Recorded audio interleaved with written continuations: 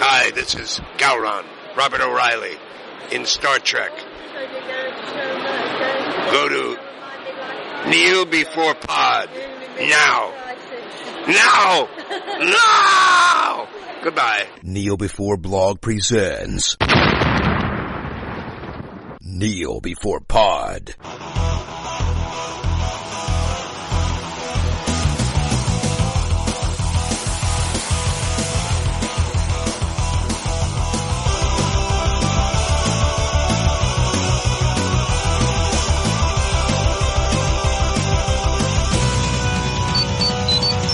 Rangers, welcome to a special edition of Kneel Before Pod.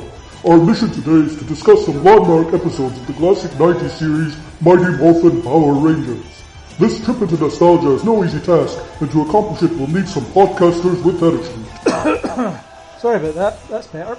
I'm your host Craig, and joining me on this is some 20-somethings with attitude. So we've got Natalie. Hi! And Angus. 20-somethings. I'm done with it. Hey, I thought I would be generous with the aging. I was going to say teenagers, but you know. Oh, thanks. All right. Middle-agers with attitude. What? Right, you can edit that out because I'm not happy with that. Nope. I shouldn't have said anything. That's what you get for answering back. So it's I'm like Zordon. I've got rules. Aye. Who the hell's Zordon? Make that the first one of those. Count that. She's on a Power Rangers podcast and asking who the hell Zordon is. This is going to be interesting. It's going to be great. So it's safe to say this franchise is as apparently the first teaser calls it for the new film, a worldwide phenomenon. A worldwide phenomenon. Worldwide. Alright. It's like, whoa, agenda. Yeah. So it's safe to say that people will have an opinion on it. So I'm guessing we all have a history with it. And who would like to tell us their tale of liking Power Rangers or hating Power Rangers? I actually, because you made us watch all these episodes last night, I actually messaged my family on a wee group chat and said to my mum, why the hell did you let me watch this when I was younger? And she was like, I don't know, I thought it was like educational or something. I was like, no, I swear I lost like 10 IQ points like watching this. It teaches teamwork. Oh my god, it doesn't teach anything. It teaches people how to be nice to each other. It tries to teach you that a mastodon and a saber-toothed tiger are dinosaurs. Oh, poor. Well, we'll get to that. Thanks. But to be honest, I do have fondish memories of watching the Powerpuff Girls. Was that intentional? What am I doing? So, yeah. Mighty Morphin, Power Rangers. Mighty Morphin Powerpuff Girls. Yeah. Well, I do have actually like fondish memories, and but I'd completely misremembered a lot of it, so that's obviously I don't know what to trust anymore, to be honest. Well, that's some kind of connection at least. Angus, what's yours? Hopefully a bit more optimistic. Well, as a child of the late 80s, I love all things to do with transforming robots. And so this came on at a time where I also like cartoons or shows that are made entirely to sell toys. And this came on at a time when I was watching another cartoon that was made entirely to sell toys, Visionaries, Knights of the Magical Light. I remember being so into that at the time, and a friend of mine was really into it as well. But then he started watching Power Rangers, and I was like, "What? I thought we were into Visionaries." And but no, he began watching Power Rangers, and that was like my sort of introduction to it. But I think I was probably just sort of aging out of the target audience really at the time this came on. Although I did have friends who were obsessed with the first movie that came out as well. I remember watching that lots and lots of times on VHS. Yay, VHS. A much loved format that's sadly not with us anymore. You had this on VHS? I didn't. I I hasten to add, but a friend did, and that tape got watched quite a lot of times. Yeah, I think mine actually stopped working because of how often I'd watched it. You guys are mental. Yeah, we are. That's why we're doing a Power Rangers podcast. I honestly still can't believe that you roped me into this. Well, I asked and you said, yeah, cool. No, I never! You're misremembering this conversation like I misremembered the Power Rangers. I'm gonna create my own fiction until it works. Okay. Yeah, I was a huge fan back in the day. I think there's a period in my life that's defined by essentially watching Power Rangers, and I can still remember all the big plot points, all the big twists, vaguely how they made me feel. I remember being really shocked at the whole Green Ranger thing and the identity of the White Ranger, which we'll talk about tonight. All sorts of things. I would play with the toys. I would obsessively watch the episodes over and over again. The characters were easy to remember because they essentially embodied the personality of their colour. It's like, yeah, it's Jason. He's like the tough guy and he wears red. And then that's it. That's all you need to know. He just looks like he's from Street Fighter. He does a bit. Mm-hmm. But yeah, I loved it. And rewatching a few episodes to kind of get myself in the swing of it, and for this podcast, I was loving it again. I was right in that headspace, really enjoying it. You know, I can take it for what it is. It's obviously cheesy and a bit ridiculous and hasn't aged well, but there's something about it. You know, if I was to watch it now, I wouldn't, without having seen it before, I'd probably hate it. But isn't that strange how that happens? Well, nostalgia takes over and makes you love something. Yeah. You never truly grow out of something. What about clothes?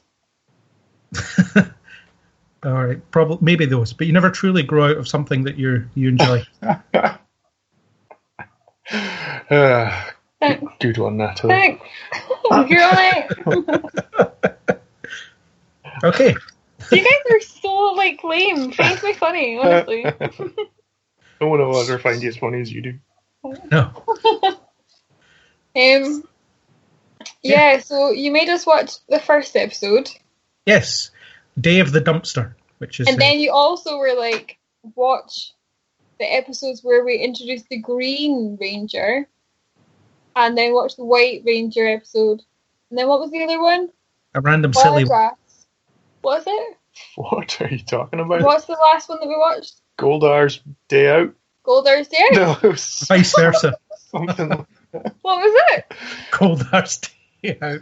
Come on, it's legit. Although, to be fair, if someone told you that was an episode of Power Rangers, you'd probably believe them. Yeah, well, yeah, I wouldn't doubt that you'd made that up, because why would you even bother? Some of the episode titles did make you want to watch them, Natalie, like For Whom the Bell Trolls. I did find that humorous.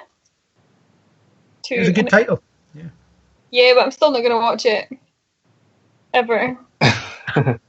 Never say never. Never know. One day you might be trapped on a desert island and all you'll have is a Power Rangers box set and a DVD player. And I still think it would take a while for me. Nah, I don't know. I'd probably put it on just to have it on in the background. While you're trying to survive. Craig. Yes. Did you ever get into like IRL martial arts because of Power Rangers? Well, funny you should say that. I did Taekwondo for a few months when I was very young. And I was rubbish at it because I've Power Ranger? Probably, yeah. Oh, that's really cute. Because I think there was a bit of a craze at the time when it came out that like lots of people started getting into karate and other things because of the Power Rangers. But remember, the stunts performed are done by highly trained professionals and should not be attempted by... What stunts? The people in Japan? Yeah. They did plenty of stunts as their civilian counterparts as well. Craig, I was making a really terrible joke. Oh. Yeah.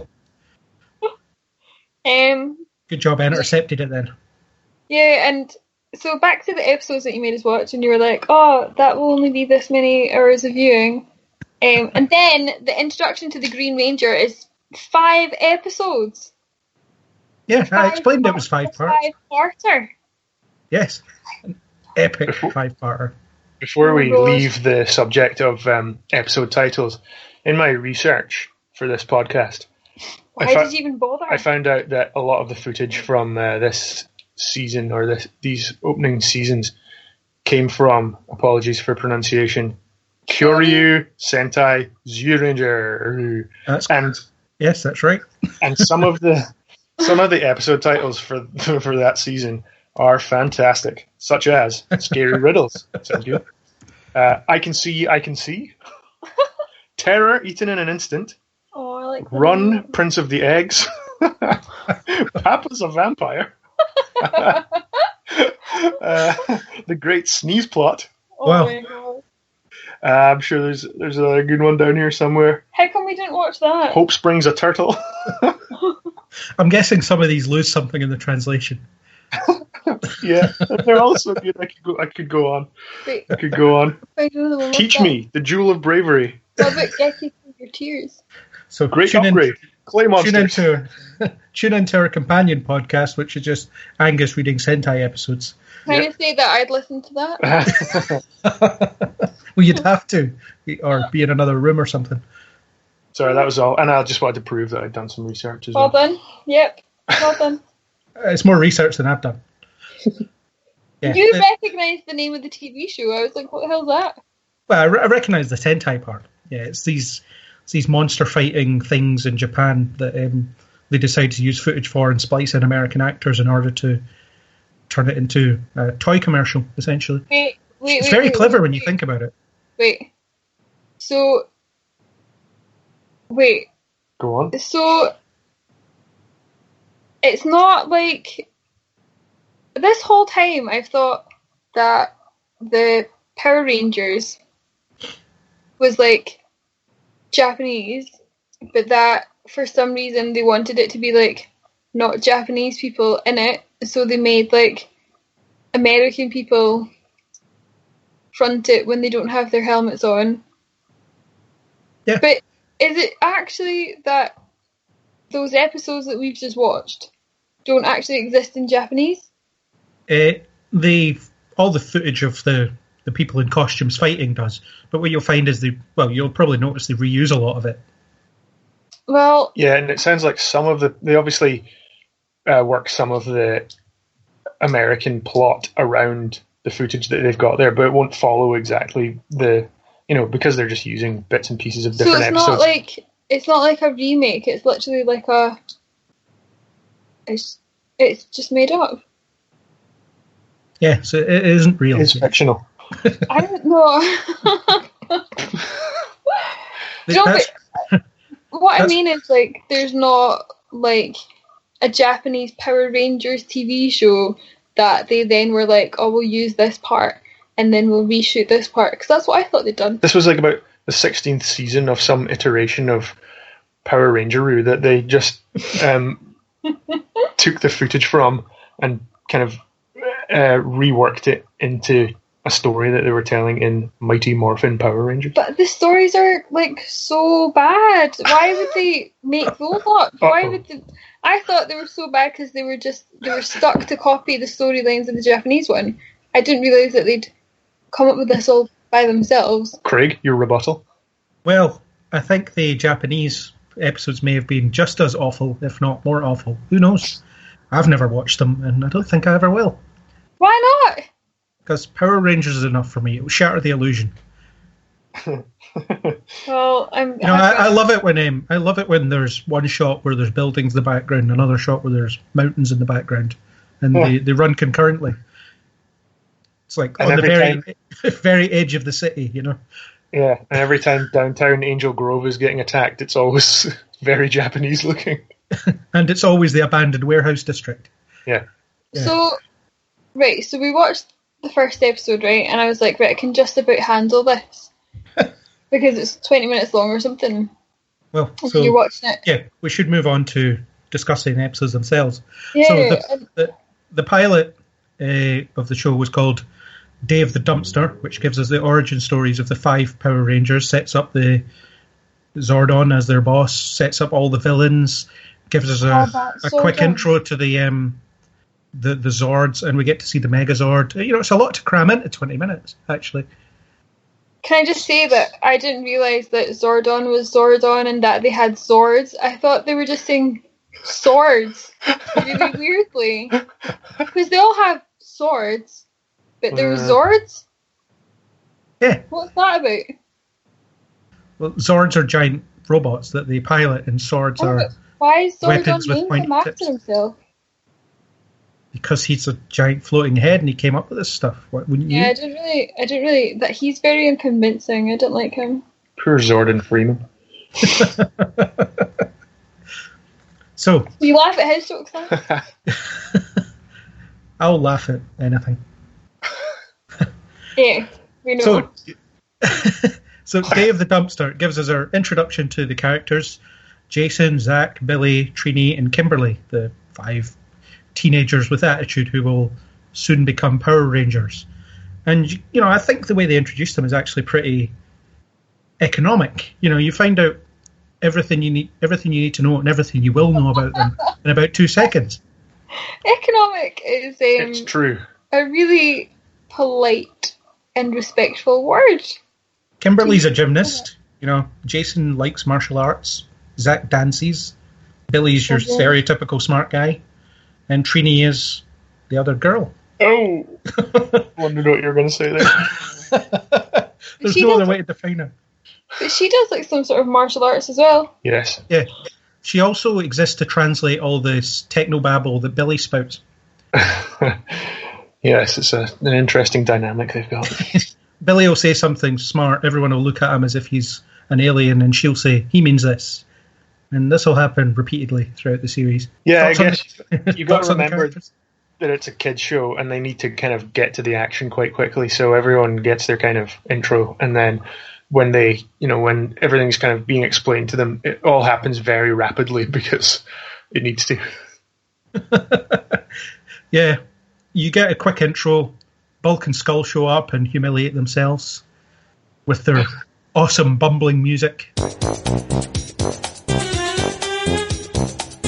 That makes an appearance over and over again. The music is fantastic. Yes, it is. Ron Wasserman's a great composer. He makes the whole thing seem epic. Well, yeah, and also it just gets stuck in your head, so you sing a lot, but that's the only thing that I liked. It's the only thing that you like. Yeah. I know. I always like the opening where you've got these astronauts on the moon that is nothing like the moon that we know. They're running about. It seems quite sunny, and then they see this thing in the distance, and they say, and I quote, "It looks like a giant space dumpster," as if that's what these things look like. Great dumpster. Yeah. It's clearly something they've come across before. Yeah. And then they just open it without any kind of testing whatsoever. They're just like, well, this thing's closed, I will open it because there's nothing bad that can come out of this. And without their approach, we wouldn't have Power Rangers or baddies or people throwing magic wands at the earth. What? Many times. What are you guys talking about? The baddies that are released from the Great Space Dumpster. Oh yeah, like what? So she's like, I've been in there for 10,000 years. She has. Whatever. Like, And then she's going to conquer the nearest inhabited planet. So she older than Jesus by like 8,000 years. Oh. Yeah, she's clearly angry at whoever put her in there and wants to seek revenge on this planet that has nothing to do with it. Well, it's the nearest one, right? Yeah. And then she has her big base that's also on the moon. I don't know where she got that from. Maybe it was in the dumpster too. I do have to be honest though, Rita Repulsa is a great name, and so for that I like her. Yeah. She has that kind of cackling witch thing going as well, which is pretty The cool. only thing she does, but... I think I appreciated just how hammy that was a lot more watching it as an adult. Yeah, and it sets up, okay, I'm just going to conquer Earth just because. And then... Well, I don't know if she says that. Somebody says that. No, she does. Somebody says it while we've got her on the screen. Yes, because of course they're dubbing English speaking over Japanese mouth movements. Yeah, but there's definitely scenes though where she's like standing on top of a building, and there's like this whole big like monologue, but her mouth isn't moving at all. Yeah, it's like they knew we were gonna have it in English and just decided to not give a monkeys. Yeah, well, they're like, it's just 9-year-olds that are watching this. They'll not notice. Well, I did notice it when I was younger, and I still watched it. Why did I do that? I don't know. Yeah, so she triggers an earthquake, because that's what you do to announce your presence. I mean, it's how I'd announce my presence. And Zordon decides to react by instructing Alpha to teleport 5 overbearing and over-emotional humans. It will all be destroyed. Calm down, Alpha. It's Rita. She's escaped and she's attacking the planet. Ay, what do we do? Teleport to us 5 overbearing and over-emotional humans. No, not that. Not teenagers. That's correct, Alpha. I was afraid of that. What? Why do you think he does this? Natalie, What? why does he do that? Because he's a pedo. Oh, Oh dear. was the Zordon face from the... It couldn't have been from the Japanese thing as well, so why was his... I believe it was, although I might be wrong. Why does his mouth... Why is it always obscured? Why can't you see what he's... Because he's in a different dimension and it doesn't fully sync with ours. Obviously. That's my headcanon. Right. To be honest, I don't actually know anything because I have so many questions. Well, now is the time to ask them. Well, there's so many things like... Ready to go. So what was the question Craig was asking? Why were those teenagers picked? Well, it was why teenagers in the first place. Alpha clearly recognised he means teenagers, so, this is something he obviously has previous on. Really? Because I just thought that they literally chose something that looked like it was nearby. And those kids were all wearing like different colours, so it made sense. Jason, you'll be the Red Ranger because you're currently wearing red. Exactly. Craig, I literally think that you're putting more thought into this than the producers or writers ever did. So I don't think we should even ask questions like that. On the contrary, I think the producers and writers put a lot of thought into this. I mean, you have to crowbar your own story into an existing story. That can't be easy. If you take out all of the bits where they show you that the Zords going into battle and getting ready, and if you cut out all the bits that were recorded in Japan, you've not got a lot left. I don't think that took a lot of work to coordinate or scripts. But they weren't writing it with only that in mind. They were writing it with the overall experience in mind. They needed to make this work against this Japanese footage. Yeah, but you could make anything work against it, couldn't you? They did. I appreciate that there is a sort of overarching narrative to it all, but I think it's ripe for a supercut where you get rid of all the sort of stock footage that has to be shown in every episode. How many times do I have to see a pterodactyl coming out of a volcano? Pterodactyl! Yes, it's one of those things.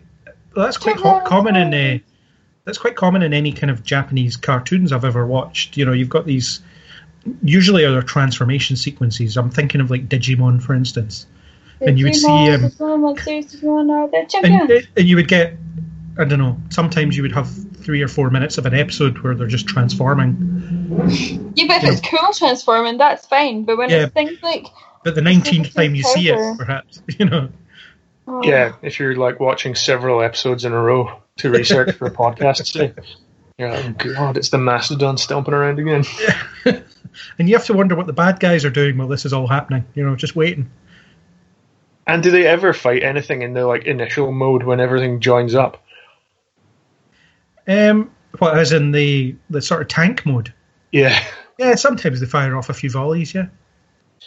Because it seems like everything escalates pretty quickly. Yeah. How come everyone gets to be inside their animal except for Kimberly? She's inside the pterodactyl. No, she's not. She is. No, she's not. She gets in and says, nice stereo.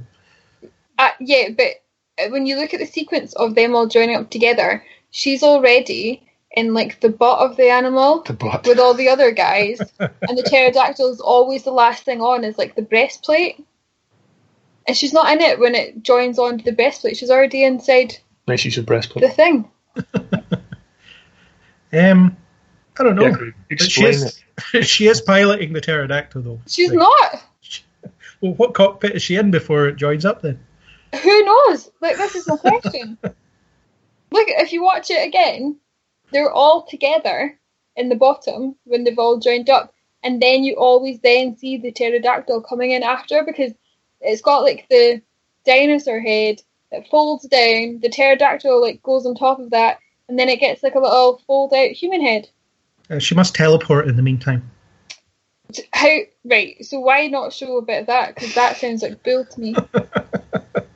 They literally didn't think it through. They just went with whatever and gone, it doesn't matter because it's so ridiculous anyway that no one will ever pick this apart because it's so stupid. It is for children. Yes. And it is stupid, but I absolutely love it. But yeah, you do see the I can't remember what the mode's called, but you do see the sort of tank mode firing off Battle shots mode. occasionally. Mm-hmm. And you don't see an awful lot of the solo Zords doing anything. The Tyrannosaurus gets to fight a couple of times, but Yeah. nothing else. I liked Which- it when they're beside some mountains and there's one guy who's like in a suit and then another guy in like another dinosaur suit joins them. I like that bit. Is that not all the bits? No, just like when you can see that it's a person inside it. I liked those bits. Oh, you mean when you can see a person in a Zord costume running Yeah, like walking towards like another one, and I'm like, oh, that's so cool. Because I just kept on thinking, could I try and dress up as that for like Halloween, or just day to day? You know? I imagine you could just go to work as the Megazord. Yeah, Might well, I make like lifting that. things a bit difficult, but you know. Yeah, I like the sort of weird crustacean pastry person with the red legs and the like massive red necklace that doesn't fit over their crustacean head. I want to dress up as that person. There are quite a few weird sort of Japanese monsters that show up that when you're watching it now, I don't know, maybe as a kid you're like, oh, that's just a monster. But now you're like, what the hell is going on? Can I just say, I definitely questioned it as a child. I don't know, I think I just accepted I that there think- are all these weird monsters. I think people are definitely remembering this in a way fonder way. Like, I don't know, I just used to watch it because it was on. I won't dispute that I have rose-tinted spectacles about Power Rangers, but you know, when watching for this podcast, I was enjoying every second of it. Oh my god, I fell asleep like 4 times. Anyway, so why do you think Zordon recruits teenagers? I mean, other than, you know, it's something to aspire to when you're a young child and think, I I'm a like teenager, I the- could be a Power Ranger. I think that's it. I think think it's it's just just a something demographic. for the kids to be like, I want to be that. All these 30-year-old teenagers. Yeah. It's shows like this that made me like really question what was going on when I got to high school. Like, I'm not 30. I don't look 30. What's going on? No one that wears a weird leather skull cap is stalking the corridors. Oh, those guys are so gross. That guy is so gross. Ugh. Yeah, I just and don't have- there is no juice bar for me to hang around in that, you know, that doubles as a anything I want to do kind of place. Yeah. You know, it's got some pretty great 90s styles going on in it. It's quite reminiscent of Saved by the Bell or whatever, you know. Yeah. Don't you dare compare this to Saved by the Bell. Please. I will, and I have. No. Saved It's by out the there. Bell Can't be is taken back. you can't compare them. Saved by the Bell is on a class of its own. Yeah, Saved by the Bell doesn't have Zords and Power Rangers, so, you know, it's losing at the moment. It does not need those things. It's got everything else. Everything needs those things. No. Yeah, also, I do think the Rangers are quite good role models for kids. You know, they're all they're very squeaky clean. They do charity. They believe in saving the world. You know, they all get along despite being from different social circles, or they should be from different social But circles. they were all friends. But they do accept their roles as guardians of the world, or galaxy, if you will, quite quickly. They do. Well, Or maybe that's just to show how virtuous they are. I think Yeah, it's at just first so they're that like, they yeah, screw have their this. friends. And then they try and walk home from the middle of the California desert, and then after that, a brief fight with some putties. They get drunk on power and decide to keep going with it. That's essentially the story of the first episode. Mm-hmm. They morph and then somehow find themselves from the desert to the middle of the city, fighting putties. Those are also ridiculous. Well, they're just generic henchmen. The Avengers had them. Okay. And they do make some really creepy sounds. They do.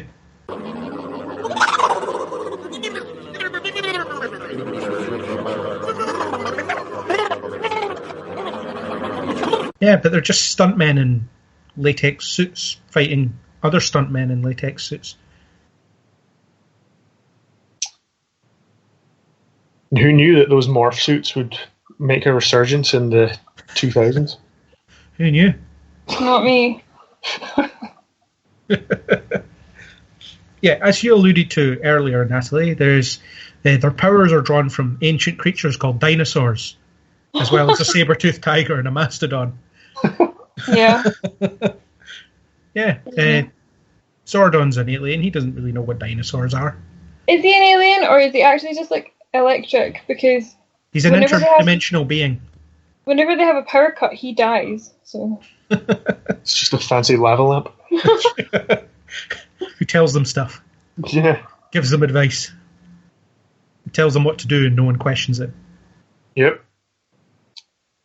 I don't know if a Power Rangers podcast was the best idea because we're literally picking apart all of your dreams, Craig. I don't mind. I'm quite enjoying picking it apart because I know how great it is. Right, okay. Can we move on to the 5-parter where we meet the Green? Well, we haven't talked about the rules that Zordon gives them. Oh yeah, they're not allowed to use it for like personal gain. Yep. They're not allowed to. They're not allowed to fight. Don't unless escalate they're a fight pushed unless into it. Rita forces you, which she First- will every Yeah. time. Yeah, and the last one? Hold on. Got this. No Googling.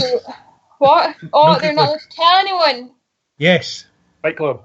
The third rule of Power Rangers. Not allowed to tell anyone. Yeah. Yeah, I understand the personal gain thing because they essentially have superpowers and they could do all sorts of cool stuff with that and make loads of money and What the stuff. hell would they do with that? Well, they could hold the world ransom with their giant robots. No, they couldn't. Or they could become professional athletes. Because they Not can like- jump really high. Like they already are. Where are the military in all of this? I think they just leave them to it. Oh, those Zords seem to have got it again. Put the tanks away, boys.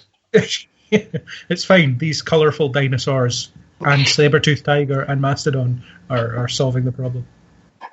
Oh God. Yeah, the escalating a battle thing always confused me because, they could just get the Megazord out and stand on the thing before Rita has a chance to grow it. Grow it? It's- What do you mean grow it? Make it Do you know grow. that thing she does in every episode? What? She throws her magic wand and makes either Goldar or a giant Rita Repulsa? fish monster Yeah. or an octopus Yeah, what about her? or a Japanese terror beast grow. I never really got... I think I always blinked or something. I missed that bit. I didn't really... I started throwing it through space. It landed on the earth. Causes an earthquake. Every time. Yeah. There's a lot of landscape destroyed in every episode, isn't there? The wand always destroys a chunk. A lot of The- very similar looking landscape. Yeah, the Tyrannosaurus comes out of a fissure each time. The pterodactyl causes a volcanic eruption. That's got to cause some problems. Yeah, it's really selfish of them to do that. It's okay though. The the land repairs itself when they return. Yeah, the escalation thing's a bit strange because they could solve these things. I mean, it's a rule that needs to exist so that the episodes aren't 2 minutes long, but it's a weird one, and I'm surprised no one questions it. Do they ever not escalate? I think sometimes they'll fight a monster just in normal size, yeah. Or sometimes it's pre-escalated. Or sometimes the monster is really a human. Sometimes. And it's a human battle. Or sometimes it's really a pig. What? Yes. Sometimes she mutates a real pig, and then the Rangers are all upset because they might have to kill this real pig. Oh my god! Think how much bacon you could get out of that. Angus! I don't You could solve world hunger. That's what they should do. They should just start eating the monsters. Wait for her to grow Oh giant farm animals. you guys are sick. Yeah. But yeah, I love the fight scenes in the first episode. They're just, it's the first time you see them in action, and it won't be the last you see those specific scenes in action. But, it's cool. The music's amazing. I think they do a good job of splicing the hammy dialogue with the hammy footage. Yep. And it led to many incidents of school kids kicking each other in the head. Can I just say that the first episode's okay, but what I found really weird is that when we were watching it on Netflix, when you type in Power Rangers, it brings up 30 different TV shows. 30. And I'm going to name them all. I'm not. Oh my god. Like, Craig, I wouldn't put it past you. I believe that you could do that. I stopped watching during Zeo, which is actually the same characters as Mighty Morphin, so it's kind of big changes. The same characters. We got to like the White Ranger episode, or no, the Vice. What was it? No, Who's that? Whatever the last episode was that we watched, it's like different people, and I was like, where the hell did everyone go? Yeah, they swap out parts of the team every now and again, but there's usually a bit of a through line. Once Rocky, Adam, and Aisha take over, they stick around for a while, and then care about them. And eventually, Kimberly leaves and gets replaced with Kat. What was her replacement job? Like, what did she move on to? Because obviously she stuck around there because she couldn't get anything else. She just left the show for a bit and hasn't been back since, as far as I know. And obviously, Tommy, who we're just about to come on to, never leaves. He does. Well, no, he does, but he came back at one point. Didn't Billy stick around forever as well? Billy hung around for Zeo when he didn't have his powers, and I think he was in Turbo as well, which I haven't seen. He became the Giles of the group. Essentially, yeah, he did all the tech stuff and just stood around and then left because he was having arguments with the producers. Well, probably because they were like, why are you still here? You're 40. This can all be read on Wikipedia. It could be. But it sounds better coming from me. Okay. Anything more to say about the pilot? Like it? Definitely hate not. it? Angus, anything more to say? Did you enjoy the pilot? Is it a good pilot? Does it set up the concept well enough? If you're a 8 or 9 year old child, yes, I would have no problem with it. I literally think 8 or 9 year olds nowadays are far more intelligent than watching that. It probably make them want to go out and have the figures bought for them. Yeah. Or go out and hit each other with sticks. Yeah. Yeah. That's what we should have. More children hitting each other. It's necessary.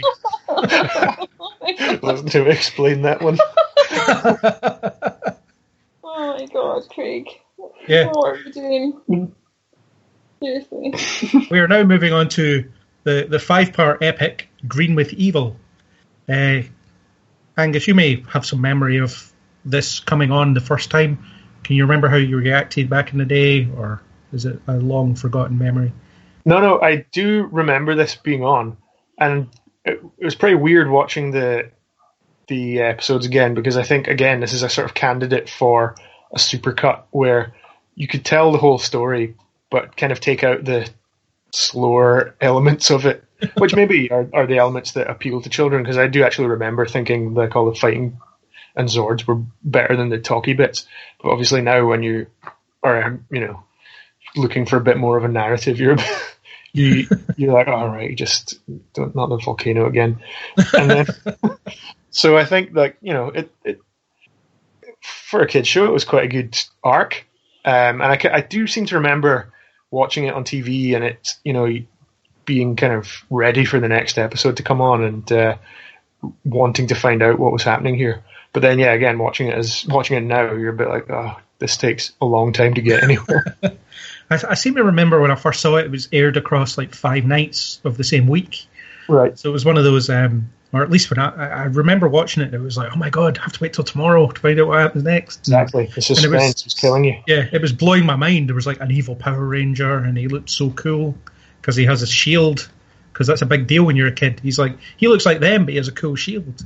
It was kind of like that as well. I remember in episodes of Transformers and stuff as well. Whenever there was any multi-part episodes, as a child, you never knew how many there were going to be. So you were like, to be continued. What again? This is just will it never end? I'll never find out what's going on. And I always remember having the the toy of the Green Ranger and taking the shield off him and putting it on the others just to see what they would look like. Much the same. Much the same, but a different colour. But, when you're that age, it's like, wow, this is some kind of variety here. What's going on? Because by that point, the formula had been well established.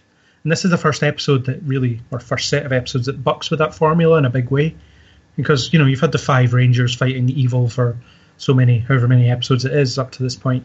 And then suddenly, you've got this new Power Ranger and he's evil and the stakes are raised because they're cut off from their support system, and it's a game changer, this episode, and it's a game changer for the franchise as well because it introduces Tommy, who would become pretty synonymous with Power Rangers, and it changed his life certainly.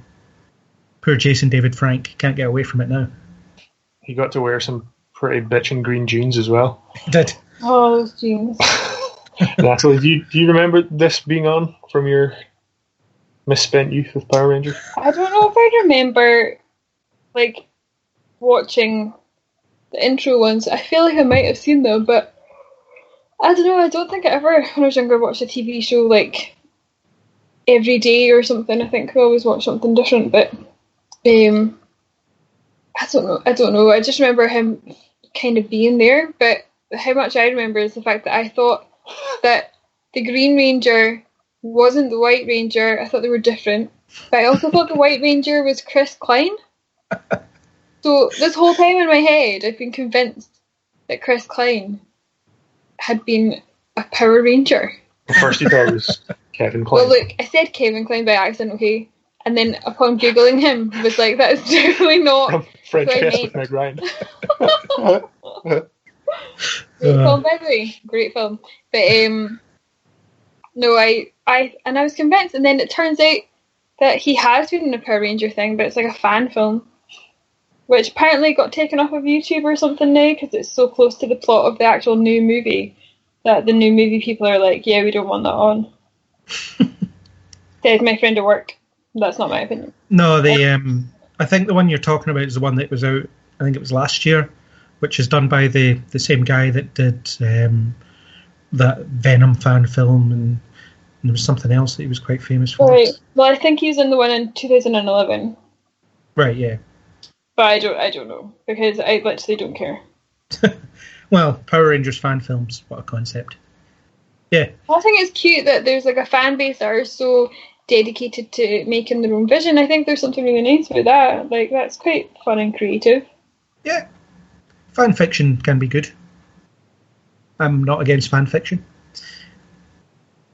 I should bring up that I created my own pitch for a Power Rangers TV series a few years ago. When? To who? To myself. That's what this podcast is really all about. So I can pitch. Finally got to the meat of it. Well, it's post 100 on Neil Before blog, so you can read it. I think I came up with some good ideas. Then I'll be sure to tell everyone about that. You should. Okay. Yeah. So Green with Evil. The episodes are called parts 1 through 5, and it starts off a bit weird because Rita just randomly decides, I think I'm going to recruit a Green Ranger. And she's sort of looking through her telescope, just looking for ideas of how to torment them next, which seems a little less than diabolical, really, doesn't it? She is very obsessed with this particular team and these particular kids.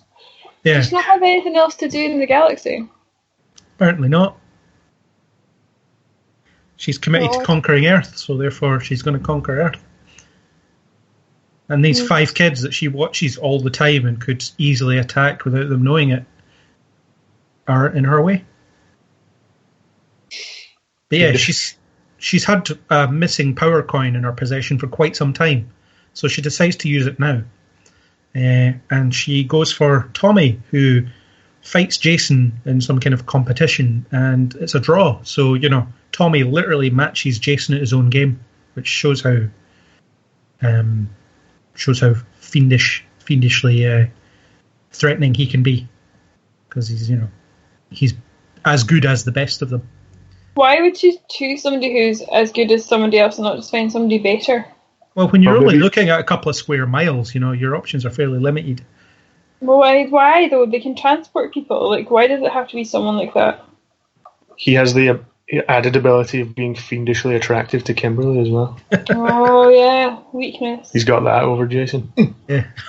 And he looks good in green, apparently. Mm-hmm. But yeah, so she recruits him, brainwashes him, and then gives him this power coin and turns him into the Green Ranger, which seems to involve some kind of cocoon, which we hadn't seen before. Is this when it's like a sort of weird gothic scene where he's like in a load of dry ice and candles and stuff? It's like a Meatloaf video or something. Yeah. And he's in a cocoon. Yeah. But you don't see the Power Rangers in a cocoon in the first episode. I must have fallen asleep because I don't remember that. Yeah. But yeah, he's introduced and he looks amazing. Well, he has that weird fabric shield outside of the fights.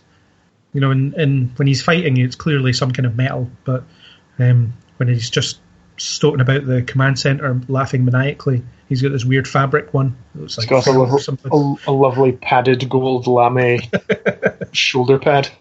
Yeah. But again, Rita gets someone inside the command center, which is like a big deal. That was like hallowed ground. And he just goes about trashing it. Which is, no one does that until Ivan Ooze, really. Until what? Ivan Ooze. I don't know what that is. I don't know what you're saying. He's a villain in the film. Or the villain in the film. Oh, do you know what? I don't even think I've seen the movie. It's not as good as a TV show. Angus? I don't feel prepared to comment. Okay. Well, instead of Japanese stock footage, they use really crappy CGI. I'm talking really crappy CGI. It's all crappy. You're certainly bringing a downer to this proceeding. I'm sorry, but honestly, you made us watch so much of it, and it's just... you're right, it hasn't aged well, and Did anyone say that? Craig said it. You're agreeing with yourself. Craig said it hadn't aged well. I didn't say that. Maybe I did, I don't know. You did. Hear it back, honestly. Listen, first couple minutes. Those episodes went on for too long. Why did it have to be a 5-parter? Why did they have to bother? Because...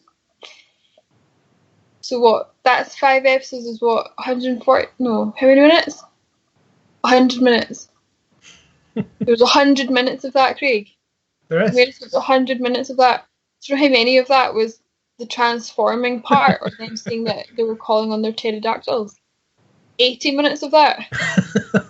Did you count? 17 minutes of it was Rita laughing and that weird bear thing, laughing as well. And then there's 3 minutes of maybe some sort of attempted story. That is what I did with my night last night. This is why I'm a downer. Because ripping it to shreds. I feel like your ratio is a bit off there. There's quite a lot of plot here. Can I just say, Is it? Check it. Like, honestly. Go back, get some stats. Get Billy to do some calculations. I will. Yeah. From the rad bug. Their little flying car for some reason. That thing. And then, what did we have to do? We had to watch the white episodes.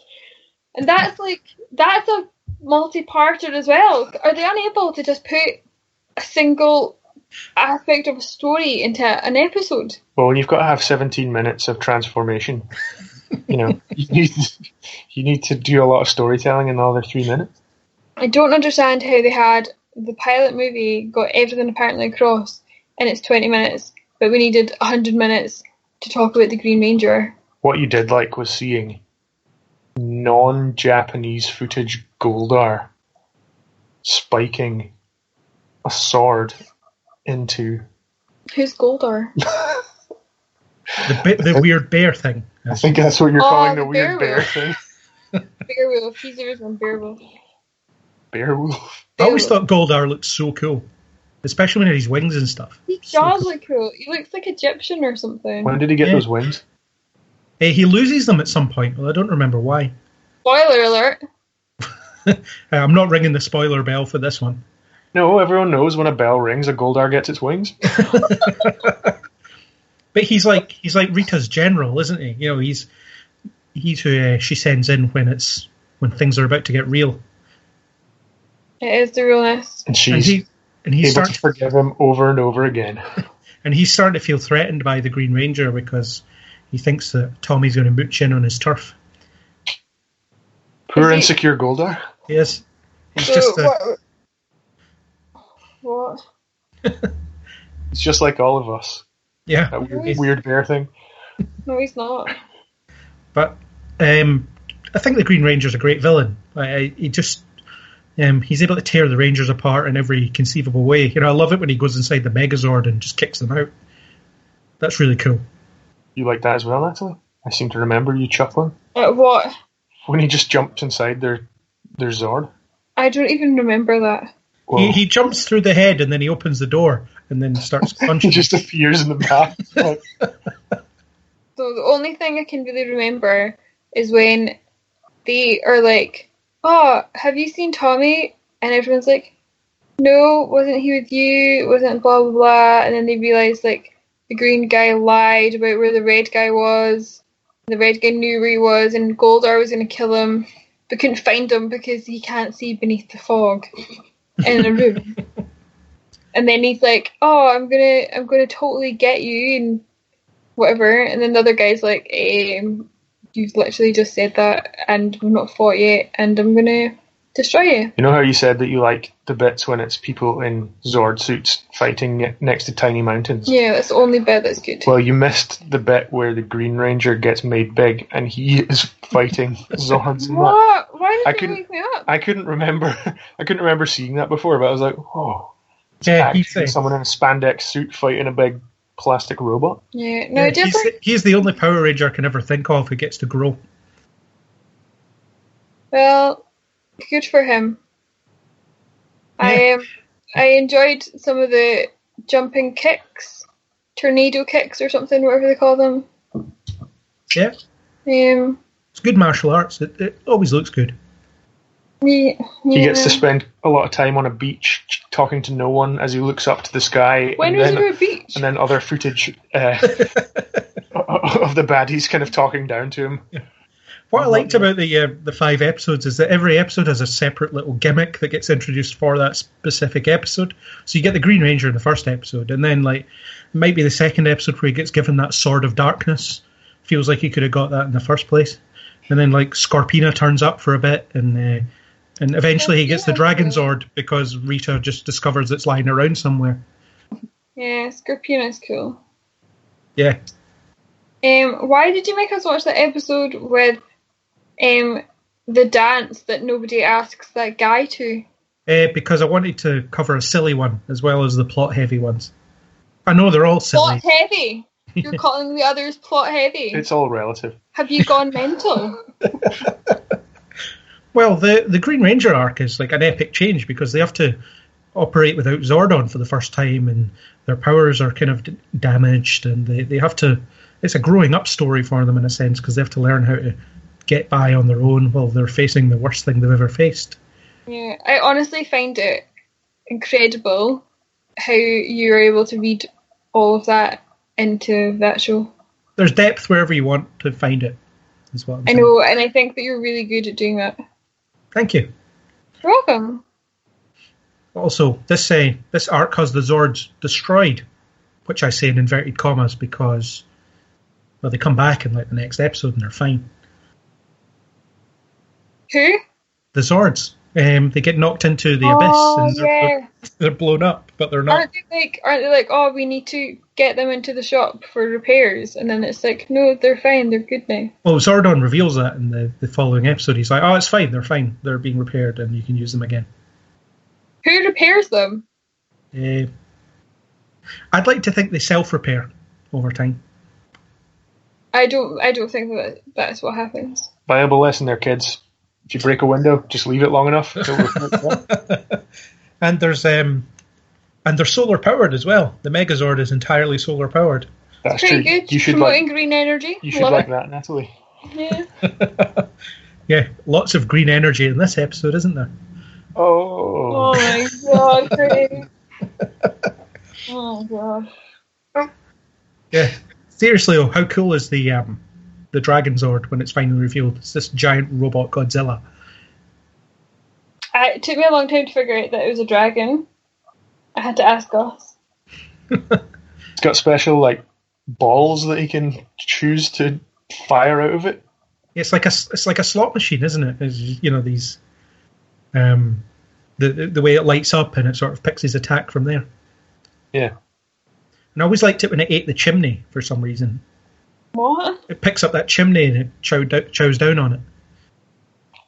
Are you talking about the transforming things? Because one of them totally has a weird butt transformer. No, I'm talking about the Dragon Zord when it's on its rampage, where it drills through a building or it eats a chimney that looks like a candy cane. I don't remember that.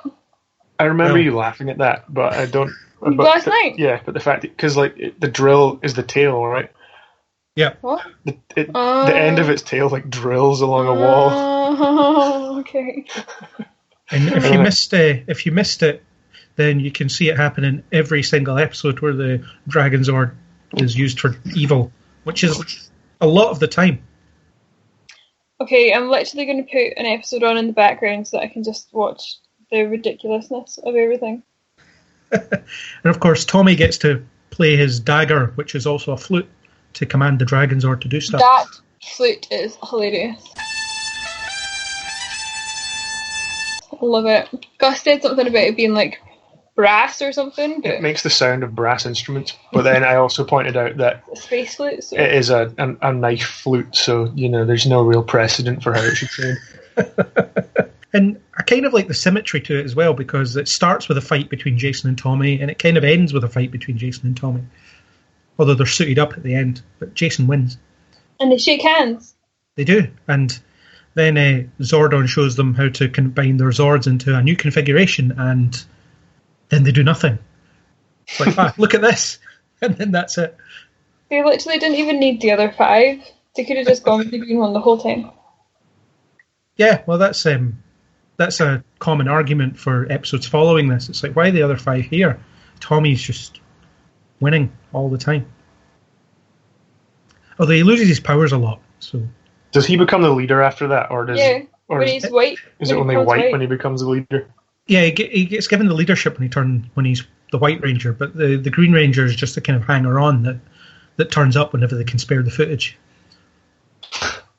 Can everyone remember what his hair's like when we get to the other episode? The awkwardly more powerful non-leader. Yeah. Well, you had 2 alpha males on the team, which makes life difficult. Only 2. Well, Tommy and Jason, they're the macho martial arts guys, aren't they? Yeah, but they can't dance like Zack. No, nobody can dance like Zack.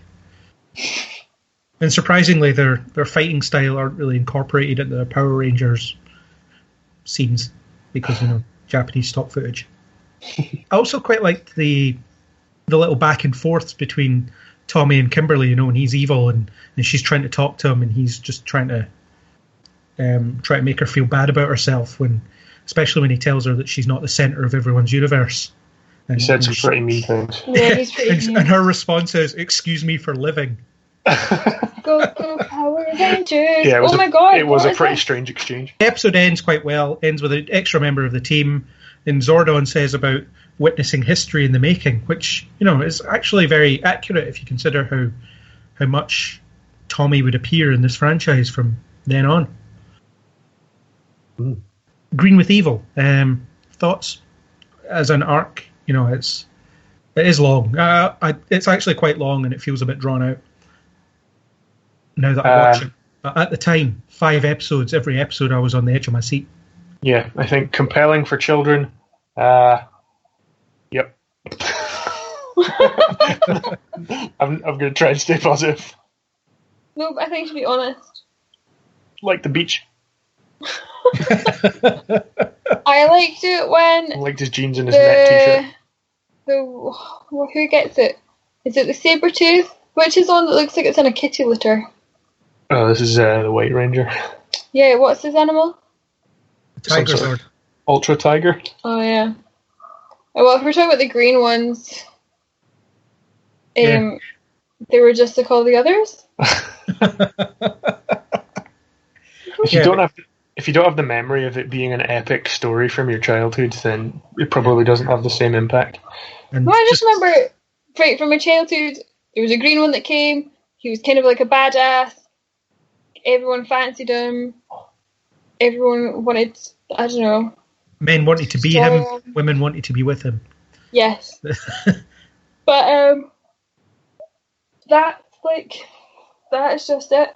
That's it. I like it when he threatens Bulk and Skull by just making noises at them. Just looking at them. You like that as well when he made the green eyes at them. I was like, how come all the others can't make coloured eyes either? Because they don't have evil powers. Remember, evil can do whatever the plot needs it to. Green with evil. Green with evil. Yeah. Done? Shall we? Yes. Unless anyone has any other comments other than it's awesome. No. Okay, so... and Robot Godzilla. It's amazing. Yeah. So we should move on to Tommy's next big story. Well, it's not his next big story. He loses his powers a few times and stuff. But one of his next big stories is White Light, where the Power Rangers get another member of the team. And just for a bit of context, he's lost his powers as the Green Ranger. He's feeling a bit upset, and he leaves for a while. So Tommy's had a tough time of it lately. He's no longer a Power Ranger because Rita used a candle that essentially sapped him of his powers. The green candle. But it's a good arc. You should watch that too. No thanks. So this episode you've got the 5 Rangers as normal, but they're talking about how they're excited that Tommy's coming back at the end of the week or something. Up until that point, there was a kind of few red herring characters thrown in that could have possibly been the identity of a new Power Ranger. And you see one of them in that episode. He's one of the guys that's playing whatever sport it is. I think it's basketball with Zach. I forget his name, but he was quite forgettable. But there was a couple of this could be the White Ranger type characters. Right. Yeah, it was obviously I knew who it turned out to be, and I felt that probably at the time it felt almost like there was no doubt that it was going to be him as well. Yeah. Well, who else would it be? Well, who else would you want it to be? Yeah, and you've got Bulk and Skull trying to find out the identity of the Power Rangers as well, which involves them sitting on the top of hills with telescopes. Which, doesn't really strike me as a solid plan. Why are they trying to find them? They very rarely have solid plans, though, do they? Yeah. For some reason, they get it in their thick skulls. Oh. Thick Bulk and skulls that they want to. They should find out who the Power Rangers really are. And this leads them to think opening a dumpster will reveal those secrets, which is bit of a weird leap in logic, it has to be said. And when they find that thing, I think Billy and Mandy. the other guy, what's his name? Zach, perhaps? No, the red one. Jason. Yeah. Jason. Ryan. They go over to the smoking hole in the earth, and they're like, something was definitely here. And Billy puts his hand over it and says it's still hot, and then Jason immediately puts his hand over it as well. Just and then some pretty good pink special effects happen on their hands. Yeah, it's great stuff. Yeah, something definitely came down here. Like, wow. I feel like I definitely fell asleep more than I thought. Of course, these episodes, they have the second villain, or the second main villain that shows up in the series, Lord Zed. And how cool does he look? He looks so cool that Mother sent letters trying to stop them from using him because he was too scary for children. Is he the guy that's on the screen right now who's like a rubber skull and he's got a skull in the back of his head? No, he's the guy who looks like you can see his brain, and you can see it looks like red guy. He looks like he's been skinned, and he's got like a weird mask. He is creepy, except when you can see his face through the bit that's supposed to be the eyes. And he has a staff that has a giant Z on it. Well, he's normally just, carries. the episode that I've put on, he's just gone for a vacation. So, oh no, wait, there he is, and he's got like tubes and stuff connected to like his metal rib cage. Yes. I have to be honest, the Egyptian Gorgonzola is definitely my favourite. Yeah, I like Lord Zed, and I actually remember seeing the episodes where he was introduced, because again it was another game changer. It was like, oh my god, and he shows up and calls Rita incompetent and throws her out into space in the dumpster that comes back in this episode, and it's like, oh no, and then he brings out these new putties, which are easier to defeat than the previous ones. All they have to do is punch or kick them in the Z in the centre of their chest, and they disintegrate. Oh, I thought you were saying Zed as like for in place of balls. No. Yeah, you see that in this episode as well. They disintegrate some putties by punching them in the chest. Yeah, and you thought that was extreme, Natalie? Oh yeah, when they like explode. Yeah, but although they are stronger than regular ones, but they're for whatever reason easier to defeat. It makes no sense. Fatal flaw. Yeah. Despite the fact that there's clearly stuff going on, and Rita's dumpster appears back on Earth for some reason, Zordon decides that it's a quiet day in Angel Grove, so it's time for him and Alpha to do their secret mission, and they call it a secret mission to each other, and then disappear in a weird door in the side of the Starfield wall. And they also don't tell the Rangers, because apparently it guards the knowledge against Zed, who's just looking through the telescope trying to see what they're up to. He's like a peeping Tom on the moon, just watching these kids. Creepy. At least Zordon knows that this goes on, and he has contingencies that prevent it from happening. You've got to admire that, I think. In a weird basement room that has like a vent above it. Something that's easy to crawl through. Yeah. Yeah. You also get a bit of history and a bit of lore in this episode when Zed says that the morphing grid, which is what gives them all their powers, is maintained by Zordon and Zed's struggle, which is interesting because, if one ever wins, then they lose everything. So basically, they have to keep fighting each other, because otherwise they won't have the power that they have. It's interesting. Yeah. Yeah, it is. So the Rangers are like a little bit lost because they don't know what's going on, and they can't get in touch with Zordon or Alpha. So it causes Billy to do some snooping, which fair enough. I wonder why they just didn't tell them something. We're going away for a day or two. We'll be back. Wait. Just to increase that suspense, and then when he finds out, they can all like worry. They're all like, "Who's it going to be? We're a team. We don't need another one." They're pretty resistant to change, though. They don't want another teammate. No, despite the fact that they had one and lost one. Yeah. Yeah. no one's like, well, I hope this new teammate is Tommy. I really fell asleep during this episode, so I have no idea what happened. I just remember waking up and everyone was smiling and patting each other on the back. You loved the tiger. You fainted at the same. You must have fainted at the same time Kimberly did when the reveal happened. Oh wait! And they all just leave her. I remember that bit. That's when he like revealed himself. She like passed out, and everyone's like, "Oh yeah, oh my god, it's so great that you're back." And then he like rushes over to her, and he's like, "Oh my god, I'm back." Just yeah, I'm so happy you're here. And then you think they're gonna kiss or something, and that you've missed like some sort of relationship. It turns out they're just weird. No, they had a bit of a romance kicking about in the background. Did they actually though? Yeah, they didn't really want to make too fine a point on it because, you know, no one was watching for the Power Rangers love triangles. Yeah. Love triangle? Why? Who else was interested? I don't know. Well, it sounds like Natalie has no thoughts on this. So, Angus, what do you think of the reveal that it's Tommy?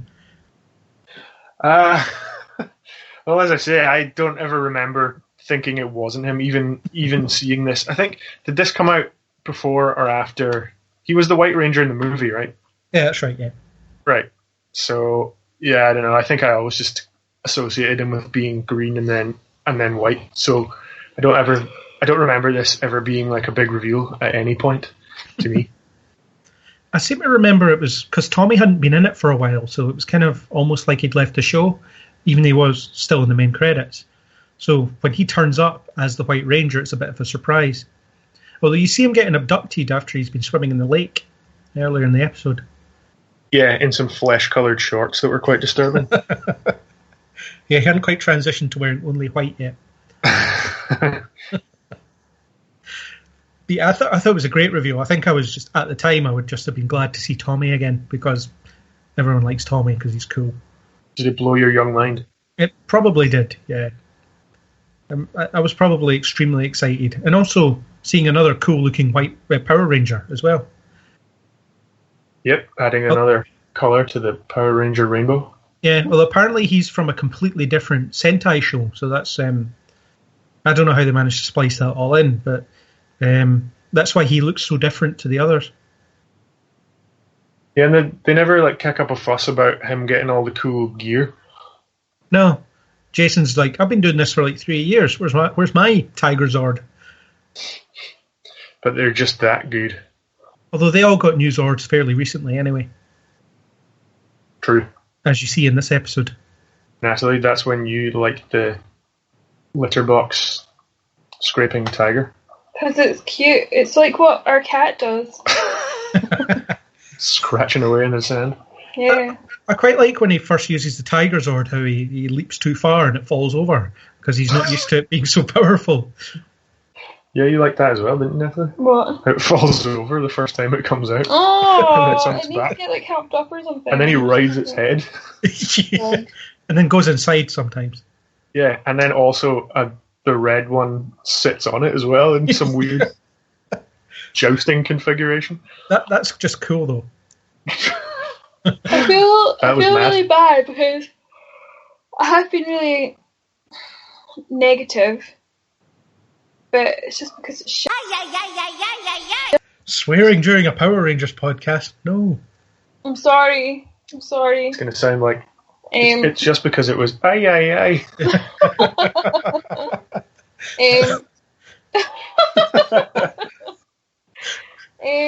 I have to be honest, Craig, what I did really enjoy about watching the episodes was actually just our chat that we had on Messenger, because that was hilarious. That was the most entertaining part of watching the show. I'm not sure what was more entertaining about that chat than most, but okay. Well, it was better than this, so... Some quality Power Rangers gifs. Yeah. If I can put them in the show notes, I will, but I'm not sure I'll be able to. Yeah. But the Tiger Zord falling over is quite funny because it's just he's not expecting it to be so nimble, I guess. And also he says he's never had a partner before when it's a sword. Yeah, it talks to him. Yeah, Saba, the saber. Saba, Mr. Loverman. And of course, the White Ranger theme is pretty awesome as well. I just love that sequence. It's really cool. I mean, there's lots of Zord stuff going on that you don't really see before. I mean, you've got the usual stock footage of the Thunder Zords transforming and so on, but the Tiger Zord being there is all new. And then they combine them in different ways. It's always good seeing them combined. It's interesting that its first introduction should be a bit of a fail, because normally whenever they get cool new things, everything works immediately and defeats everything. Yeah. And there's that reused shot of the Tiger Zord landing on its back and flailing about, which I always find really funny. Yeah, it does the same thing quite a few times, I think, in this episode, or these episodes. Yeah, when it just changes configuration within a second as it falls over. It's cool, though, yeah. And Tommy's back on the team, which everyone should be excited about. By that time, had they just scrapped the dinosaurs thing? They had to get new Zords when Lord Zed came in, because the old Zords were crap when compared to Zed's new breed of monsters. So the new ones weren't dinosaurs? No, they're Thunder Zords. So there was a dragon... The red dragon, the griffin, the unicorn, the lion, and the firebird, whatever that is. I see. So the tiger doesn't have to fit into any kind of dinosaur / prehistoric beast. No, it's just a tiger. Got it. It's from a different Sentai, remember, so they just needed another 6 Ranger, I guess. And then Tommy immediately gets made the leader, which is a bit weird, because Jason's been doing it for so long. And then he just gets put in the background, just haphazardly. Is that when they have the jump freeze frame, or is that at the end of the Green Ranger one? I think they do it quite a lot. Always a good way to end an episode. Where they put their hands in the in the center, where they all touch hands and yell Power Rangers, and I don't know, it affirms their kind of cultish status, I suppose. Yeah, White Light, is it a good 2-parter? Lots of action, I think. Yeah, it's interesting. Introduction of the White One.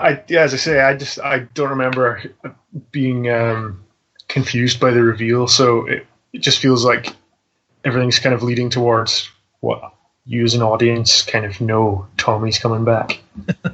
And they've got all these weird reactions where they don't want to have a new teammate. But everyone's like, who knows who's going to be the White Ranger? Maybe it'll be Chris Klein.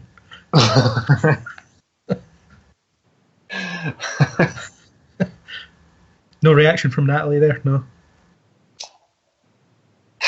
I'm trying to remain positive, Craig. I think that says more than any comment could ever say. I actually even zoned out of that, so no idea what's going on. Well, I said that when the mystery of the White Ranger. Angus seems to think that it was always going to be Tommy, but you were sitting there thinking it will be Chris Klein. I'm thinking, when's Chris Klein in this? But he just never showed up. So maybe actually I'm just really disappointed at that. Maybe it's just because of that. I don't know. But Gus had said like the green one was the white one, and I thought I knew that as well. And then I thought, well, it can't be because Chris Klein's not in this yet, and we're watching the green guy. So then Gus was like, who? So we had like some sort of discussion over Chris Klein being a Power Ranger before, so it was revealed to me before I actually watched the episode. Sorry, spoiled it for you. Yeah. I just had to put myself in my 9-year-old self's mindset and think, how did I feel at the time? And at the time I was excited because Tommy was back. He's got a new cool power suit. He's got a new Zord. There's going to be lots of stock footage to look at over the next few episodes. Like I said, I didn't really watch it. I did watch it when I was younger, but it wasn't a case of like I knew what time it was on TV. If it was on, like me, my sister, and we'd watch it, but like I don't really remember scheduling my viewing over it. I was probably outside climbing trees or something. Just climbing trees instead of watching Power Rangers. Climbing trees instead of watching Power Rangers, indeed. Is it a wasted life? Who knows?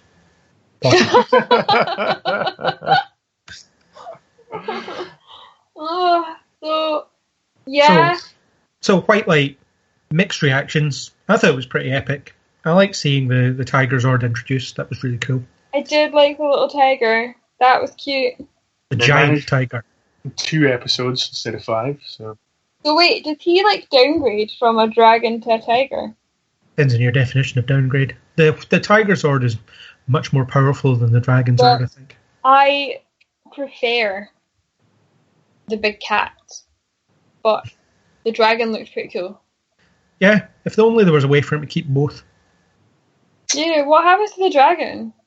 I don't know. I don't think it ever gets destroyed. I think they just stop using it. Are they conscious? How do they work?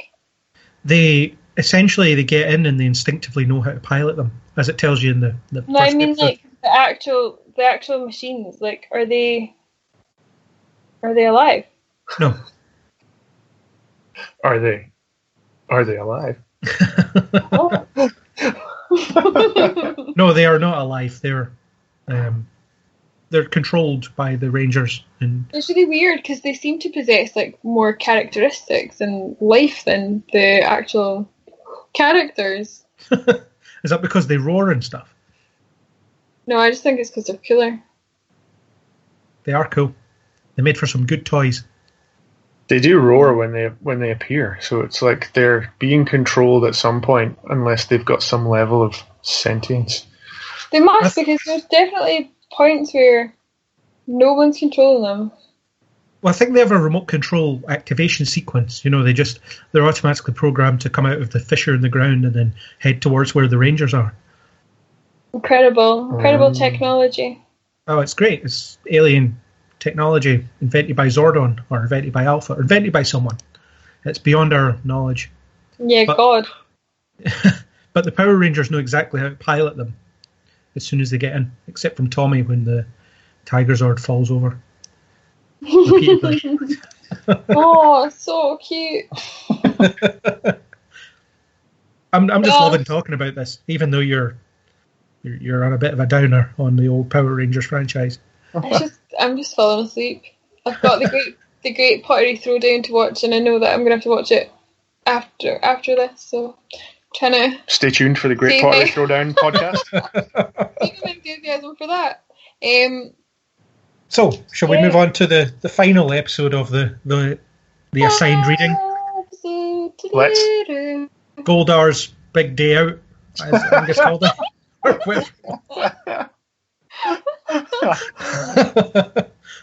That would have been a great episode. Even I I find Goldar to be an immensely fascinating character. Okay, I do have something that I like about this, okay, and it's the baddies, like not the weird red guy or the weird white rabbit dragon thing that kind of looks like he might have been a knockoff toy from the Neverending Story.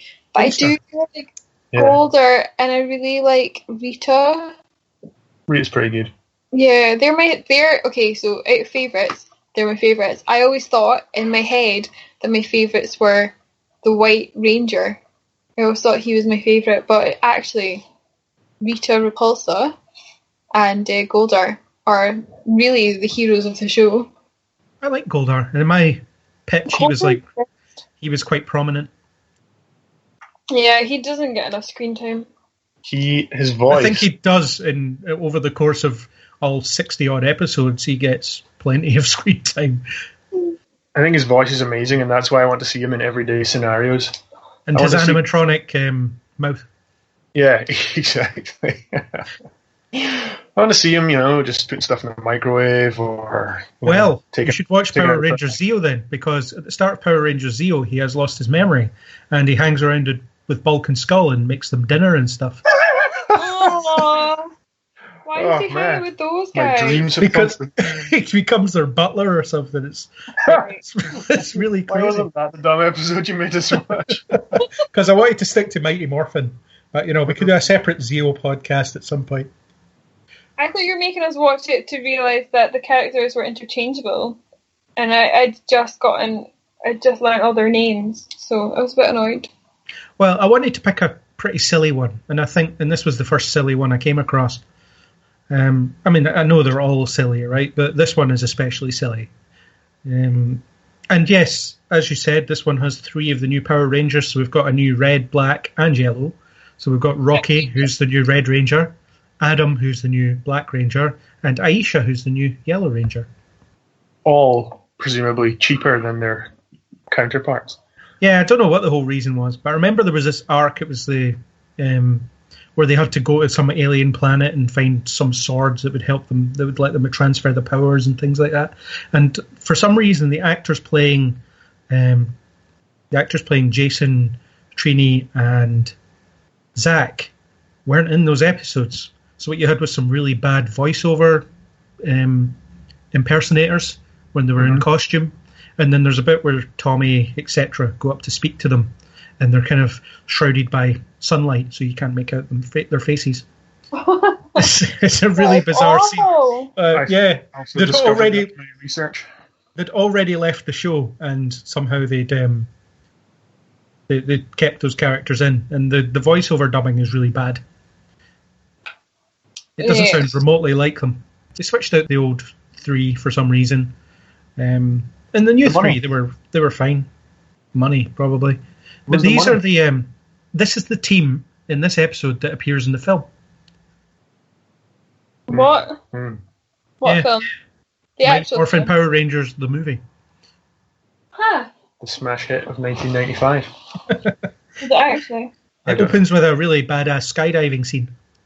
Oh, yeah. And Tommy's on a snowboard or something. Yeah, he's for some reason on a surfboard that's going through the air. But it's almost like they got given loads of money for the first time ever, and the producers were like, "We're going skydiving. Bring the camera. We'll put it in the film somewhere." That's what I think happened. But anyway, yeah, this is the team. This is the team we get in the film, and this is a team that I think mostly sticks through Zeo. I think Aisha leaves at some point, although don't quote me on that because I'm not sure. But the essential plot of this episode is that there's a vice versa dance where women get to ask men out, and it's not weird. And yet, at the end, Adam still asks a girl to dance, and I was like, that's not how it's supposed to work. No. And Adam's really upset that no one has asked him to the vice versa dance, even though everyone else, including Billy, has someone to go with. And it seemed like a big deal that Billy has someone to go with because he's like the last. Billy. Yeah. And what grabs me about this is that Zed seems to be really interested in Adam's love life. He's looking through his telescope, commenting on it. Lord Zed. The exposed brain guy. I mean, he has the unforgettable line, "If that human girl is allowed to ask the Black Ranger to the dance, my plan will be ruined." I mean, what a line. Power Rangers are whack, honestly. Yeah, it's Zed's having a bit of an off day as far as plans go, I think. Goldar's having a big day out. Zed's having an off day. Yeah. I also like the female versions of Bulk and Skull. And there's a bit of a vice versa there as well. As in the Bulk one. That took me a long time to figure out. The Bulk one is after Skull, and the Skull one is after Bulk, which is just... It's really about their own attraction to each other. What I think is that the Bulk and Skull are a closeted gay couple that just don't want to admit their true feelings for one another. And never in your treatment? It wasn't, because I hadn't rewatched a lot of the series when I was coming up with the treatment. But it would be now. It would be a very tasteful coming out story. They do end up in each other's arms quite a lot. They do. And there's an episode where they kiss on the cheek. Because Kimberly... Oh, yeah, she moves it the way... Can I just say, that was another thing that really annoyed me about this TV show, is, like, how... So even in the first episode, right, going back to that, Kimberly is getting harassed by those guys. She says no, and they're like, oh, that must mean a yes, and they won't take no as an answer. But then she doesn't get listened to, so she needs a guy to come and say, no, she's not interested. It's like, no, listen to her. She said no. Leave her alone or she'll kick your butt. Aye. Yes. Sorry. But seriously, like, and it happens in like almost all the episodes we watched yesterday, and then in that episode especially, is like loads of harassment, and then they turn it around so that the guys get harassed, and they still don't understand the error of their ways of like, oh, that was really annoying. Although they do get covered in cake in the White Ranger episode. Doesn't matter, like it totally was just like showcasing like harassment of women, and then that you needed a guy to always like be there to defend you. Mate, she like knows gymnastics. She can backflip out there. Kimberly can handle herself. She often does. Just not in those episodes. Yeah, and the world doesn't revolve around her. The universe doesn't revolve around her. That too. Yeah, I find that Zed being interested in Adam's love life especially is quite fascinating, because why? I mean, like, of all the things to be interested in, you know, and he's obviously trying to use it to lure the Rangers into some kind of trap, which turns out to be the same trap as always. Here's a monster, it grows, you'll fight it, job done. It's really micromanaging that world domination plan. Yeah, but he sends down Scorpina, who poses as someone called Sabrina, who's another new kid at Angel Grove High, which has a revolving door of new kids. There's always a new kid. And they've all been held back so many years that they look in their late 20s/30s. Maybe that's it. They spend so much time saving the world that they always fail exams and just get held back year after year after year. Yeah. I don't know. But the whole subterfuge thing, I think it's pretty stupid, even by Power Ranger standards, because there's just no way that they should be falling for it at this stage. Maybe that's what makes your favourite episodes stand out so much, though, is that they had to have some off days. Yeah, this is what you would call filler, you know. But I think it's pretty ridiculous filler. And the funniest thing is, the next episode is about Zed trying to undermine Adam's confidence using a mirror or something like that. So I don't know why he keeps picking on Adam so much. Like, it seems to be his personal target. It just keeps happening. Really obsessed. Yeah. Maybe he's jealous. There we go. That would be quite funny if it was deliberately written that way, and the writers were just having a laugh and saying, "What if he was just obsessed with one of them?" Yeah. Also, you know, you've got the obvious racial tension that comes with the colours, but they've capably switched that out now that the Asian character is the Black Ranger and the black character is the Yellow Ranger now. You know, it's a nice little switcheroo there. I also believe that Jason had some Native American heritage, and thus Tommy did. Did he? Yeah, Tommy did. Yeah, because during my research, making him the Red Ranger was also pointed out as potentially racially insensitive. Yeah, he was the Red Zeo Ranger and the Red Turbo Ranger, but it was revealed through his brother he had some kind of Native American roots. He goes on a vision quest, as always happens with Native American stuff. Yeah, the less said about that, the better. I actually don't think there was any intent, you know. I think making the Black Ranger black was kind of accidental at first. It was something that nobody really thought about. The Black Ranger black and the Yellow Ranger Asian. Yeah. I think about it. You think it was deliberate? I don't. Yeah, and I think that people are just ridiculously racist. Well, none of the kids watching thought of that way. It was just that's the Black Ranger. That's Zach. It's cool. You know. Then why bring it up at all? Because it has been brought up by the internet, and it would be a travesty if it wasn't mentioned. Oh, apparently. okay. Yeah. But this episode, is there any impressions of it? I mean, I know it's just a pretty disposable one, but I thought it'd be a good idea to talk about one of the kind of filler standard episodes. You know, the kind of weekly, I guess, day jobs of the Power Rangers. This is kind of a weekly thing that they deal with. I think the standout was female Bulk and Skull. And I think as I was watching it more and more, their odd lives kind of stood out more and more. Their weird costumes. Why was Skull dressed like a Confederate soldier? Skull, the one that always had like the really cool outfits. According to you, yeah. I loved his outfit. Why did Bulk wear that weird helmet? I mean, what was going on? They were just so strange. And yeah, I mean, in some ways you're like, they're just harmless bullies, but then in other ways, like you pointed out, they end up like sexually harassing people, and some of it's pretty lewd. Yeah. Lewd. I mean, they're not really bullies. They're bullied more than they're bullies. Well, yeah, they do end up getting bullied a lot. And but they keep trying. Thrown in trash cans and covered in cakes and yeah. But again, it's a good message for the kids, isn't it? Look, we can humiliate the bullies. You could humiliate the bullies too. All you have to do is learn martial arts or gymnastics or be fiendishly intelligent or be a great dancer. Yeah. One of those, and you can overcome your bullies. Don't escalate the fight unless you're forced. Yeah. Well, that's the lesson, isn't it? Never be the first to attack. Only for knowledge and defense. That's it. It's interesting how many life lessons can we learn from Power Rangers. Yeah. And don't be upset if no one's going to ask you to the dance, because eventually someone will.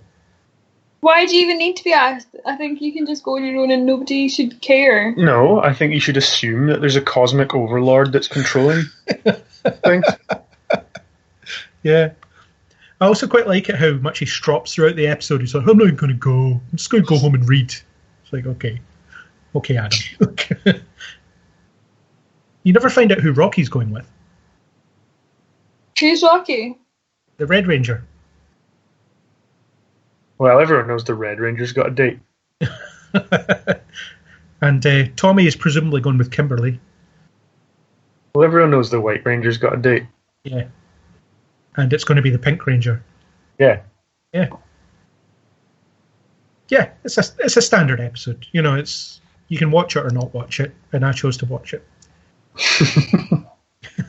I just quite liked the idea of just how stupid it was, and I'm not sure why it was called Goldar's vice versa, because he wasn't quite so prominent in the episode, I don't think. Yeah, I thought it was going to be Goldar centric. Yeah, it sounds like a game show as well. Goldar's vice versa. I'd watch that. Goldar engineers an evil Japanese game show so that the Power Rangers have to go through certain rounds to... Oh wait, you didn't tell me the Power Rangers were going to be in this. I'm not watching anymore. You just want Goldar. I'm here for Goldar. I'm here for Goldar. Cry for Goldar. Yeah, but watch Zeo and you can watch him like making cookies and all that stuff and bringing Bulk and Skull drinks. What? Yeah, I must admit I've watched some episodes of Zeo over the past few days. How far down this rabbit hole are you going to go? I don't know. I'll probably get fed up eventually. Samurai, Super Duper Samurai, Superpower Zeo Samurai. I think when Tommy's gone, I'm essentially gone. You're here for Tommy. We're here for Goldar. You're here for Tommy. I'm not here for anyone. I'm actually currently watching Project Runway right now, so it doesn't matter. Well, they could be wearing Power Rangers costumes on there. Anyway, I hope that I'm actually optimistic that there might one day be like a special themed episode. At least one of them looks like Finster. Lord Zed attacks a fashion show. Is it being run by the Black Ranger? And Kimberly's in that fashion show sporting some kind of pink number. Fiend. Yeah. There we go. There's an episode of Power Rangers. They're pretty easy premises to come up with, aren't they? Yeah. Then Volcano, Pterodactyl, boom, done. Although it was Firebird at that point. I apologise. Yeah. I apologise. Yeah, you would see them calling on their Zords and you would see them getting struck by lightning and transforming into the new ones. For some reason. So, how do you feel overall about the Power Rangers? Was watching it again bringing back all those warm, fuzzy feelings inside. And are you pumped for the movie? Well, I was just going to come on to the new film, of course.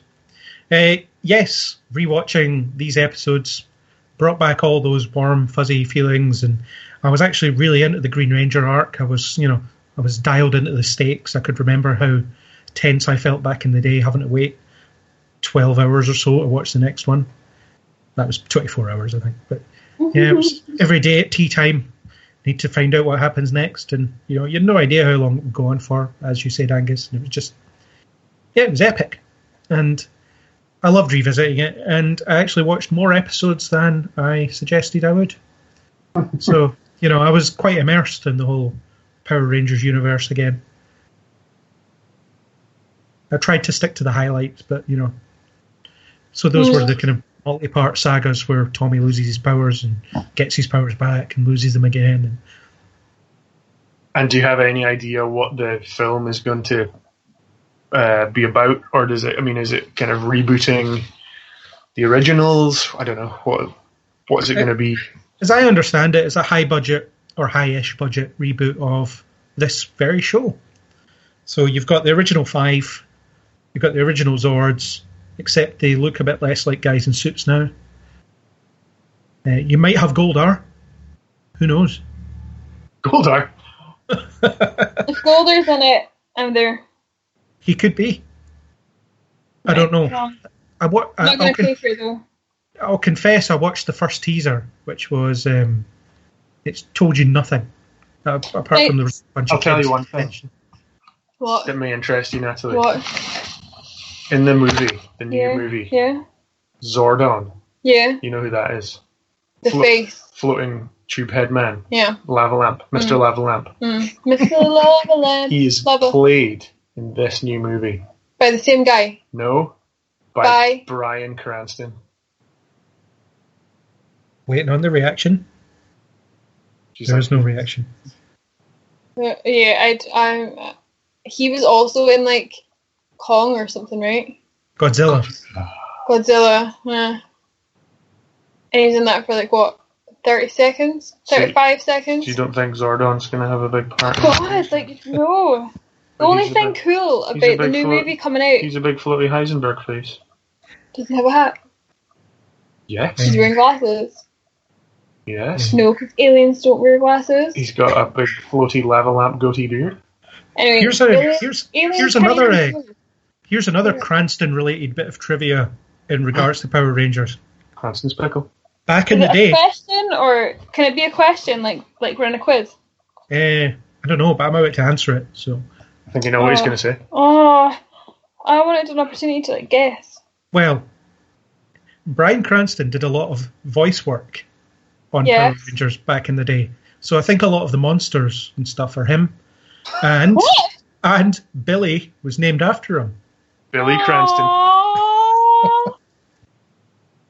Wow, it all comes full circle. Although I think he upset the actor who played Billy at some point. Yeah, well, because the actor who played Billy is gay, and I think Cranston said something that was quite insensitive about gay people. What did he say? I don't remember the exact quote was, but he mentioned some kind of derogatory term, when he mentioned who was named after him. Oh my god, that's awful. Well, that's awful. Yeah, it's not the best. I was just going to say that the only thing that looks cool about the movie is the fact that they've got a lenticular poster on the buses. Yes. The boycott starts here. The boycott does not start here. I will be there next Friday. That's like proper shit. Aye. Cranston described the character as fae, which means to be fairy-like. Oh. Yeah, awkward. David Yost, who plays Billy, had not come out publicly at the time of that interview in 2009. As late as 2009? Yeah. As in, this is when Cranston said that? Yeah.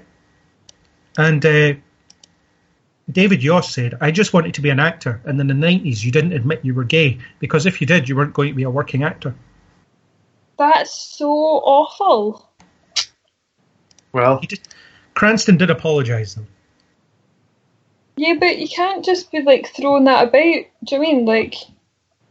No, I agree. I'm just... it's a bit of trivia. A bit of Power Rangers trivia. Bryan Cranston has been there since the beginning. This is why I don't like Power Rangers, so... Another reason. Another reason not to like Power Rangers. New film, I'm pretty excited, although I'm actually painfully aware that it's pretty well set up for disappointment. Because I'm actually really looking forward to it, and normally that's a bad sign. Can you tell me a world where it would actually be a good movie? It could be a good film, I don't know, I haven't seen it. But I've always thought that doing a high-budget version of Power Rangers would be a good thing to do. Yeah, maybe it'll surprise us. Maybe. I don't know if I'll actually, like, claim some time to watch it. It'll appear one day on Netflix underneath the other 30. Well, I won't be able to distinguish it amongst the other 30 things. So, So you won't be attending the Power Rangers podcast that could happen?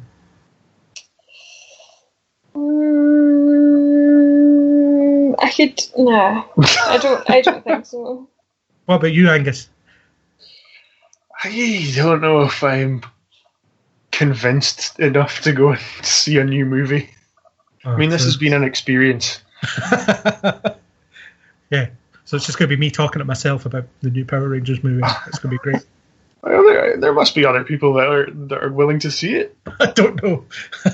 Maybe I'll just troll the Power Rangers message boards and just ask for volunteers. Maybe the internet is ready for your Power Rangers monologue podcast. Yes, I don't think I'd listen to it, but I can say that it's probably really good. I might actually listen to it if it was just you. I'm not sure I'm ready for that. I have enough trouble recording intros. Well, you've got a couple of weeks to think about it. As do you, about whether you want to see it or not. I've only seen trailer number 1. I haven't seen trailer number 2. Trailer number 1 just shows you a bunch of kids in detention, and then it doesn't even show you Zordon or anything like that. That could be the Breakfast Club. Essentially, yeah. Go-Go Breakfast Club. With Zords? With Zords, yeah. I'm excited, which means I could be disappointed. I don't know how to make you feel better about that. 33% of this podcast is excited for the new Transformers. I mean, Power Rangers. Also, I imagine you're probably excited about the new Transformers, so, you know. No. No. Haven't you been suckered in by 4 different trailers up to this point? No. Because I remember we saw the trailer for the 4th one, and you were like, "Oh, it's Grimlock. I've got to see that." I know. They keep reeling me back in, but and this one has Anthony Hopkins in it. Oh, what? I'm back. Good one, you're back in the room. And King Arthur for some reason. King Arthur. Yeah. So they're doing a Decepticon in King Arthur's court storyline. Could be. I have no idea if that's a storyline, but yep, yeah. It is. What? That is an actual storyline from the cartoons. I thought you were just making that up. I think it's actually called A Decepticon in the Court of King Arthur. I'll dig that out for the show notes. We'll see. Yeah. It exists. It's real. It happened. Yep. Cool. Well, yeah. I think on that note we should wrap this whatever this was up. This retrospective on Power Rangers. Wait, it's supposed to be retro, yeah. It was as big a retrospective as I could think of. I didn't know how to talk about the entire show, so that's why I assigned homework of particular episodes to talk about. Sorry, I'm looking at memes and finding it amusing. Yeah, sorry, Craig. Yeah, I'm sorry that I'm rubbish. I'm sorry that my memory is so poor and my attention span so short. That's okay. Thanks. At least you could listen to the Power Rangers album and get a lot out of What? it. You know, the music. Oh, we never talked about the fact that the music changes. Like, so the first episode, great music, great tunes, they use it about 8 times, and then you get to like the other ones, and they've got like different songs. Yeah, you get the Green Ranger song, the White Ranger song, various other songs. Goldar's theme. Goldar's Lord Zed's really evil-sounding theme. And I'll need to put clips of these all over this podcast so that people can know what we're talking about. Yeah. Okay, well, thank you for having me join you and challenge your love of the Power Rangers. Thank you for putting yourself through 10 episodes of Power Rangers. Oh my god, don't even put it into double digits. Like, I was literally still just like... Oh no, it's only 9. It's fine. 3 hours of my life. Thank you for putting yourself through 9 episodes of Power Rangers, just so you could criticise it while I defend it. Oh my god, yeah. Well, yeah, it's over. We did it. It's outro time. Yeah. We did it. And Angus, how was your overall experience of rewatching episodes of Power Rangers? I just want that supercut. Get that volcano out of here. I don't know why I keep criticising the volcano. Get that goddamn volcano out of here. I mean, you just hate the volcano. It's just I remember it so much. So many volcanoes. And yet, the same volcano. Yeah. Yeah. Fair enough. And as I've said multiple times, I loved it. Loved rewatching it. And I'm absolutely delighted there's a high-budget film coming out. And I should savour this delight, and this will be a snapshot of that delight for when I'm talking about how rubbish it was next week. I think that you'll find something to enjoy about it. Let's hope so. I also hope for your sake also that happens. And on that note, we should return to our volcanoes and fissures in the ground and wherever the other Zords hide. The juice bar? The juice bar, yeah. With Ernie. You'll find me there doing some karate. or bouncing about on that balance beam that's in there. No, I'll be doing the karate. And I'll probably be getting cake put in my face, to be honest. Oh my god, don't compare yourself to those ones, Craig. That's terrible. Well, to be fair, out of the 5 Power Rangers, or 6 Power Rangers and Bulk and Skull, I'm probably more like them. Oh my god. Well, on that note, it's time to end. Yeah. So, thank you for subjecting yourselves to 9 episodes of Power Rangers.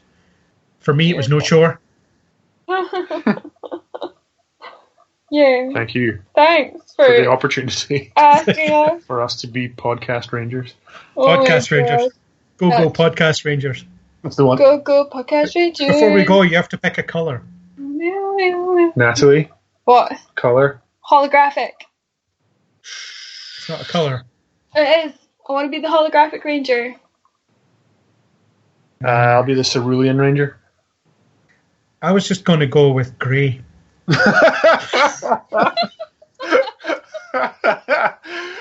Grey Ranger.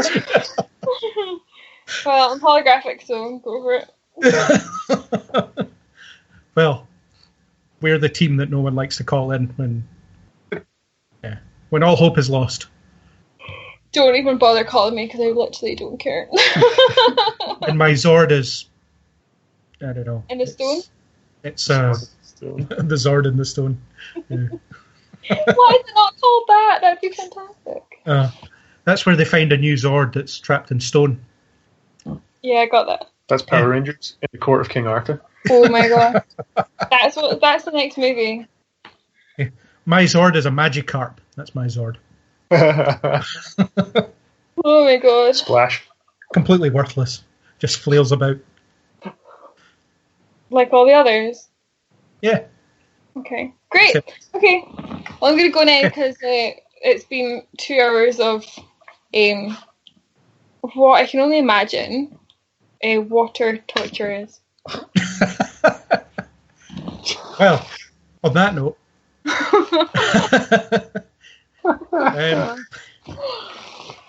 thank you for attending, and we will reconvene with something we might all enjoy next time. Yeah, I hope so. Yeah. Ever optimistic. All right. Okay. Well, take care. Bye. Sayonara. There we go. I got my wish. I got to talk about Power Rangers on the internet. Thanks to Natalie and Angus for joining me on my mission, and a special thanks to Natalie who put herself through 9 episodes of something she apparently hates just for this podcast. If you enjoyed what you heard here, then please do subscribe on iTunes, YouTube, or any major podcasting app. And I hope you'll join us on the next, more phenomenal Kneel Before Pod.